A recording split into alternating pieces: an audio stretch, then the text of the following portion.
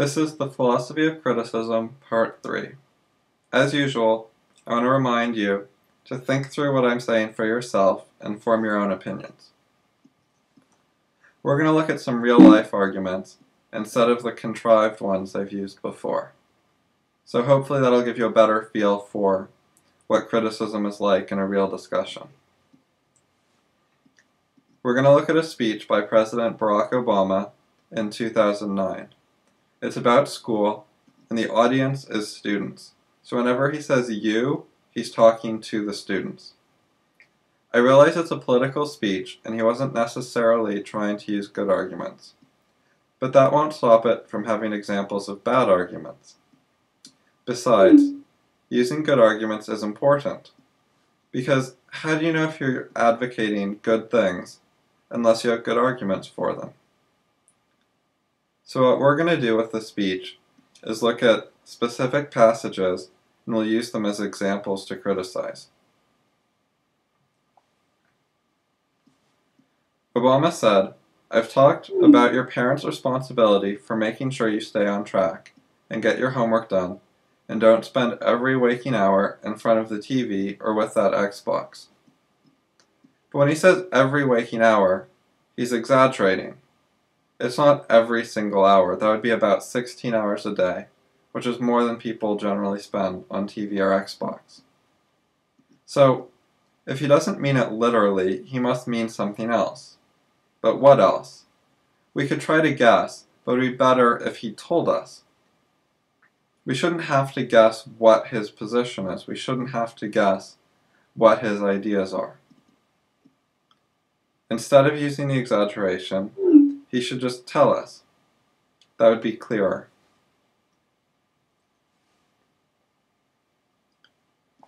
In this quote, there's a non sequitur. He says that a bunch of things won't matter unless students fulfill their responsibilities.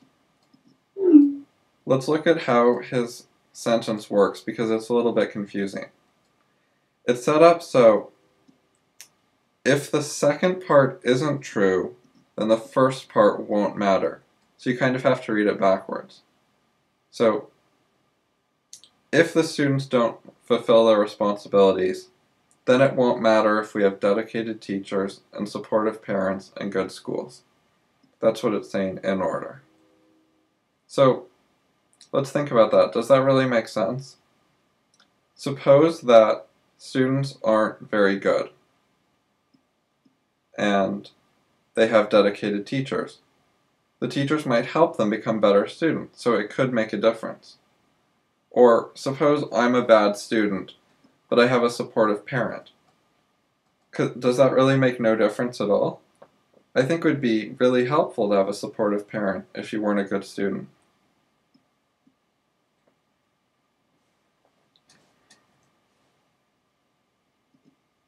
Here we have a false exaggeration. He says that every single student has something they're good at. But he doesn't know every student. Surely there's some people who aren't really good at anything. Maybe they're okay at a lot of things. But not everyone necessarily has a talent. Everyone could have a talent. They could improve. But not quite everyone is there yet. I know he's trying to be encouraging. But wouldn't it be more encouraging if he said something that was both positive and true? It's really important in philosophy to make sure that what you're saying is actually true. Here we're going to look at a counterexample. So Obama says one thing, but we have a counterexample, so then we know it's not true. Whenever you say that something is always true, then if there's one counterexample, you're in big trouble, because then it's not always true. So what Obama's saying is that you're going to need an education no matter what you want to do with your life.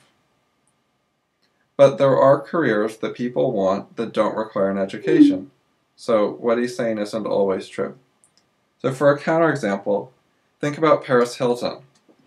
Not being educated is part of her career.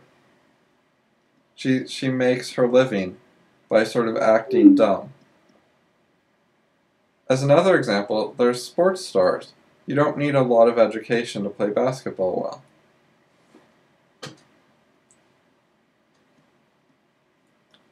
In this quote, Obama gives a bad explanation. He says that you need to pay attention in your math and science classes in order to cure diseases like cancer and AIDS. But is paying attention in my math class in high school really going to help me cure cancer? A lot of people have paid attention in math class, but they haven't cured cancer. Whatever you need to cure cancer has got to be something more than that. If you really want to cure cancer, you're going to have to think about what can you do different than all the other people who tried to cure cancer. But Obama doesn't really think through that kind of issue here. He just says that the science and math classes will help. But he doesn't really give a good reason why.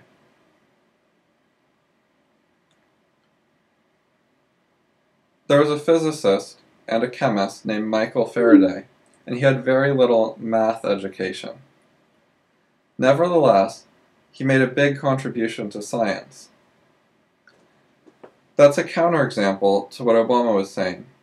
It's showing how, even without a lot of formal education, people can still make big contributions to science.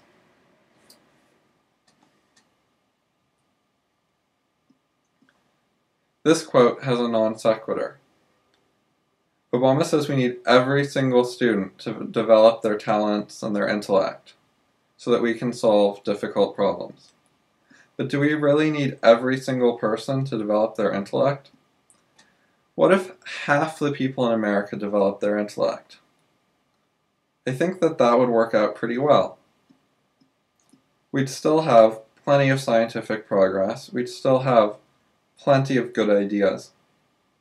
In fact, that would be more than we have right now.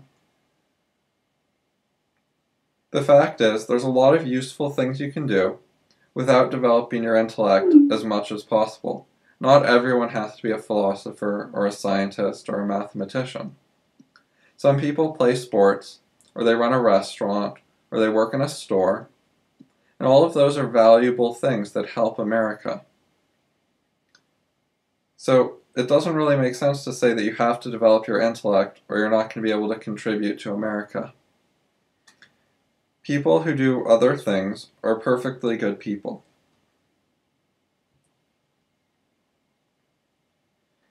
In this quote, Obama uses a personal example. He's trying to say that because he experienced something, he understands it well. But sometimes people experience things and don't understand what happened very well. So it doesn't make sense to say that because he experienced it, we should accept that he understands it. To understand things, you have to think about them. And when you think, you might make mistakes. So you have to think about them and try to avoid making mistakes. And that's hard, and sometimes it works, and sometimes it doesn't work. So if you really understand something, what you should do is say something insightful. Use your understanding. Demonstrate your understanding. People will see that you understand it if you say really intelligent things. But saying that you understand it because you experienced it, it's really an appeal to authority.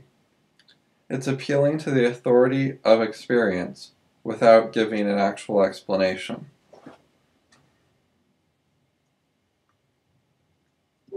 In this one, we have a false generalization.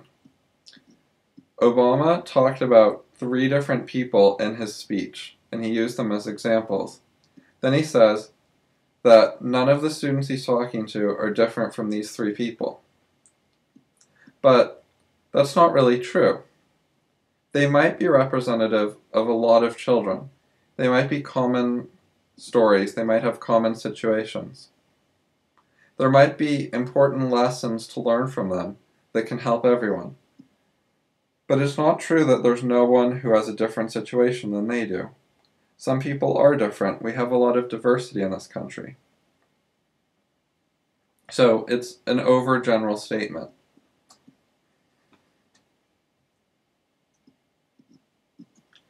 This statement has an appeal to emotion.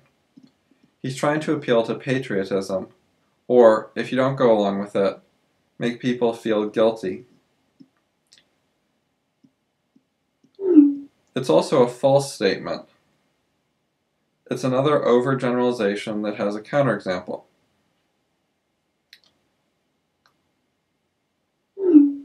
So suppose you're a spy and you get captured, and you're scared that when you get interrogated, you're going to tell them a lot of important information. You might commit suicide. If you do that, you're giving up on yourself, but you're not giving up on your country. You're doing it to help your country. In general, appeals to emotion should be avoided because they aren't reasoned arguments. They're also frequently false, as we saw in this case. In this quote, we have a false factual statement. Obama makes a comparison between students 250 years ago and students today. He basically says they were in the same situation. But 250 years ago, there was no such thing as a public high school in the United States. They didn't exist yet.